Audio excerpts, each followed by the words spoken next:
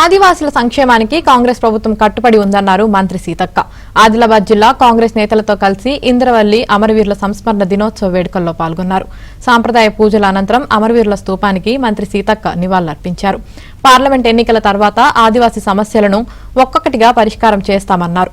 Congress party అధికారంలోకి రాగానే ఇంద్రవెల్లి అమరవీరుల కుటుంబాలను సీఎం రేవంత్ రెడ్డి ఆదుకున్నారని మంత్రి సీతక్క గుర్తు చేసుకున్నారు.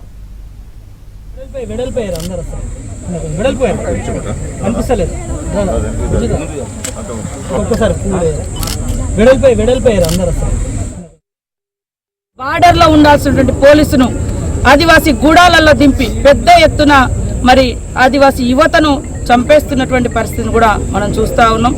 ఇది సరైన పద్ధతి కాదు.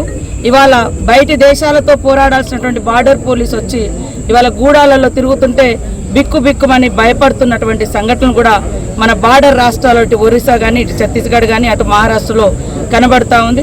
అలాంటి సంఘటనలు జరగకుండా మరి కేంద్ర ప్రభుత్వం ఇవాళ ఆదివాసుల కోసం, గిరిజనుల కోసం, దళితుల కోసం ఇవి అవి అని చేస్తున్నామని చెప్తున్నారు. ఏం చేస్తున్నారు?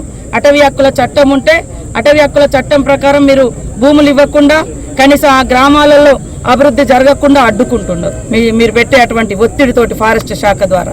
కానీ అదే మైనింగ్ కోసం అటవీ హక్కుల చట్టాన్ని సవరించి మన గ్రామంలో ఒక మైనింగ్ ఉన్నా, బాక్సైట్ ఉన్నా, ఏ ఖనిజ సంపద ఉన్నా కేంద్ర ప్రభుత్వం పర్మిషన్ ఇస్తే ఈ గ్రామాలు ఖాళీ చేయాల్సిందే అనే విధంగా సవరణలు తీసుకొచ్చారు.